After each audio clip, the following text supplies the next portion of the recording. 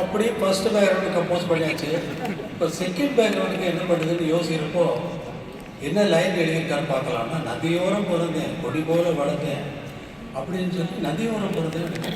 அப்போ டைரக்டர் எங்கே ஷார்ட் வைப்பார், ஏதாவது ஒரு ஆத்தக்கரையில் வைப்பார், அதில் ஹீரோ நின்று கொள்வார், இல்லைன்னா 3 மூமெண்ட்டு கொடுத்துரு அப்படின்னு காட்டி அப்படி நதிக்கரையை தான் ஷார்ட் வைப்பாருன்னு தெரிஞ்சோடனே நதியை எப்படி மியூசிக்கில் கொண்டு வருது அப்படின்னு சொல்லி யோசனை பண்ணேன்.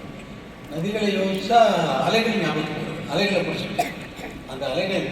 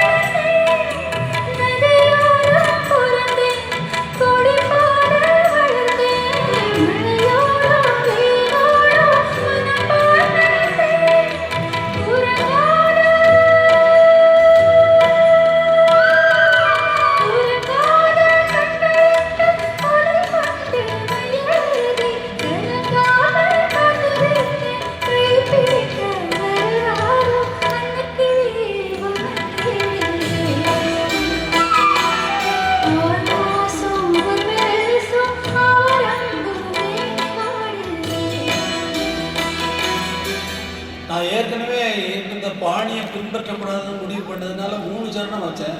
இப்போ அடுத்த சரணத்துக்கு என்ன பண்ணுறதுன்னு யோசனை பண்ணால் கனவோடு சில நாள் நினைவோடு சில நாள் அப்படின்னு இருக்குது. அந்த கனவை எப்படி கிரியேட் பண்ணலான்னு சொல்லிட்டு மியூசிக்கில் ஹம்மிங்கையும் ஓபோ அப்படிங்கிற இன்ஸ்ட்ருமெண்ட்டையும் வச்சுட்டு வெஸ்டர்ன் கிளாசிக்கல் ஸ்டைலில் ஆர்கெஸ்ட்ராவை வந்து பேக்கிங் பண்ணுற மாதிரி பண்ணிவிட்டு அதை வந்து கம்போஸ் பண்ணேன். இந்த ஹம்மிங்கும் தெரியக்கூடாது, ஓபோனும் தெரியக்கூடாது, அப்படியான ஒரு எண்ணம் பண்ணலை. அது வந்து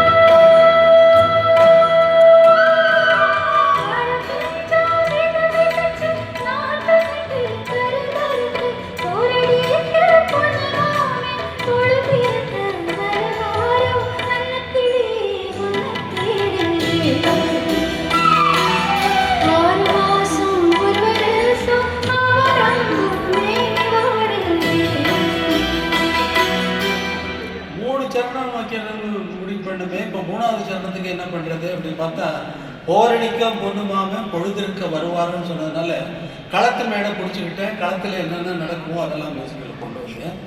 3 4